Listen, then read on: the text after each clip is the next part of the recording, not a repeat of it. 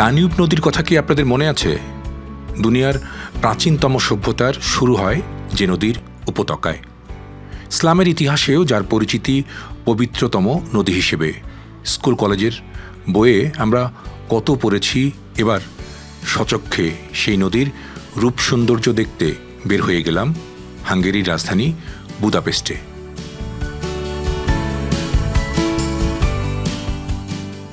তখন মধ্য April. Asia, Bangladesh, মধ্যপ্রাচ্য সহ পৃথিবীর নানা দেশে ভরা গরমকাল হলেও বুদাপেস্টে দানিউবের বুকে শীতকাল। শীতল হাওয়া হুহু করে বইছে। তাপমাত্রা 1 থেকে 2 ডিগ্রির মধ্যে। পরন্ত বিকেলে শহরের বিখ্যাত পার্লামেন্ট হাউসের ঘাট থেকে যাত্রা শুরু।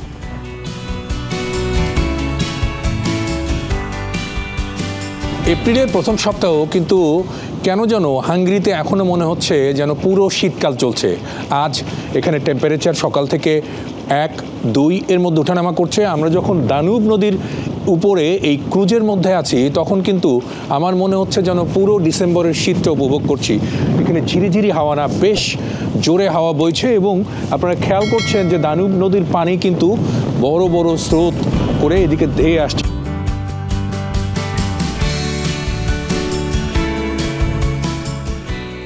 সূর্যাস্তে নদী তীরের স্বর্ণালী রূপ দেখতে দেখতে আমরা এগিয়ে গেলাম দানিউবের বুক চিরে, যা ছড়িয়ে আছে মধ্য ও পূর্ব ইউরোপের 9টি দেশের 2850 কিলোমিটার এলাকা জুড়ে।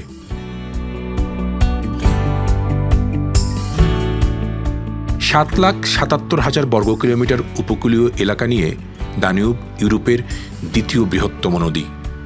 শুধু হাঙ্গেরিতেই এই নদীর রূপ দেখতে বছরে ভ্রমণ করেন 1.5 কোটিরও বেশি পর্যটক।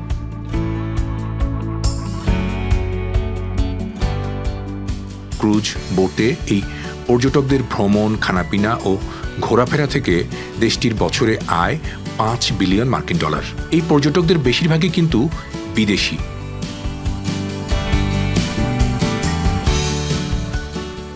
দানিউব ভ্রমণের এই ছোটখাটো জাহাজগুলো কিন্তু তারকামানের। 10 থেকে 50 ইউরোর প্যাকেজ আছে। সময় দেয়া হয় 1 থেকে 3 ঘন্টা পর্যন্ত।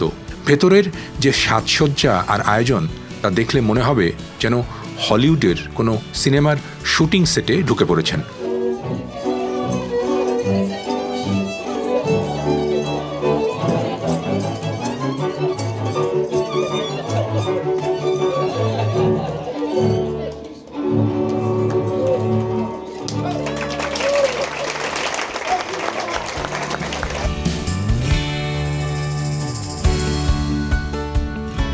আসলে দানিউবের এই ক্রুজে যারা ওঠেন তারা বেশিরভাগই বুদাপেস্ট শহরের ব্রিজগুলো দেখতে বের হন।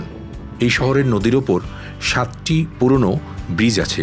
প্রতিটি ব্রিজই আলাদা নকশার, একটির থেকে আরেকটি বেশি সুন্দর।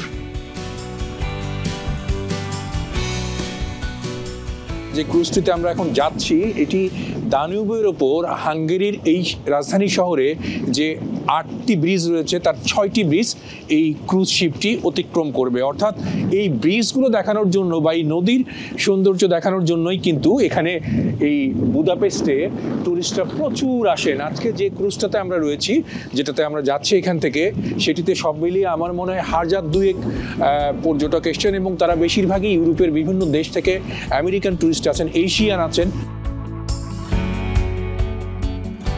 বিশেষ করে শহরের সবচেয়ে আকর্ষণীয় স্থাপনা হাঙ্গেরিয়ান পার্লামেন্ট বিল্ডিং রাতের আলোয় পার হওয়ার সময় এমন অদ্ভুত এক দৃশ্য দেখা যায়, মনে হয় সোনার কোনো দুর্গ দেখে দেখে পার হচ্ছি। 100 বছরের পুরনো এই স্থাপনা এমন করেই আলোকসজ্জায় রাঙিয়ে রাখা হয় রাতের বেলায়। আমার কাছে এটা ভালো লাগলো যে একটা নদী কিভাবে একটি পর্যটনের কেন্দ্র হতে পারে। আপনারা সবাই জানেন যে আমাদের আফ্রিকার যে অন্যতম নদী নীল নদ, সেটি যেমন দেখতে প্রচুর পর্যটক যান, ঠিক একইভাবে ইউরোপের সেরা নদী দানুব দেখতেও কিন্তু প্রতি বছর 30 লাখের মতো বিদেশি পর্যটক এখানে পা ফেলেন। তাহলে চিন্তা করুন যে একটা নদী পর্যটনের কত বড় আয়ের উৎস হতে পারে।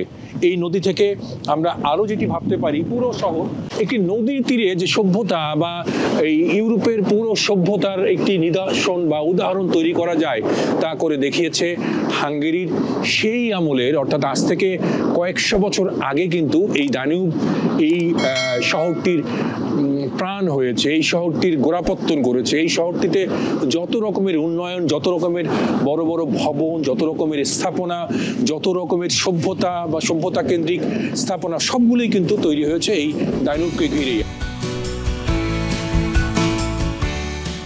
ইউরোপের শহর হলেও বুদাপেস্ট আমার কাছে সাশ্রয়ী এবং আরামদায়ক শহর বলেই মনে হয়েছে, বিশেষ করে বিদেশি পর্যটকদের জন্য।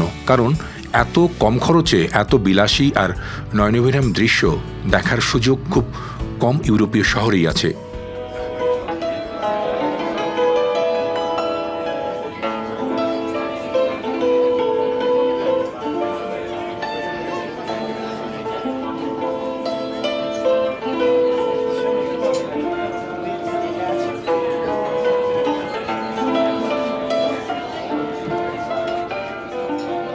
এই যে 15 ইউরোর টিকেটে 2 ঘন্টার দানিউব ভ্রমণ, সাথে খাবার, গান, ঐতিহ্য, কত কিছু নেয়ার সুযোগই রয়েছে।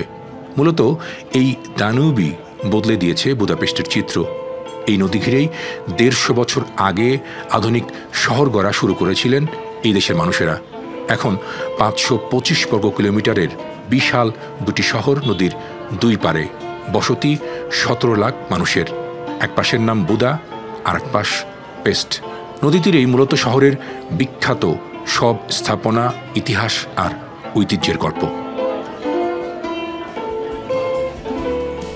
আমি আপনাদের এটা বলে রাখি, আমাদের বাংলাদেশে নদী আছে, আমরা নদীমাতৃক দেশ, এবং সেই দেশটিতে আমাদের নদীগুলোকে কিন্তু আমরা এইভাবে সাজাতে পারিনি, করতে পারিনি, গড়তে পারিনি। আমাদের বুড়িগঙ্গাকে বলা হয় ঢাকার প্রাণ, কিন্তু সেই বুড়িগঙ্গাকে আমরা কিভাবে রেখেছি আমরা সবাই জানি। আমাদের নদী বাঁচলে বাংলাদেশ বাঁচবে এই স্লোগান আমরা দিই, কিন্তু আসলে বাংলাদেশ বেঁচেছে, নদীকে আমরা বাঁচাতে পারিনি।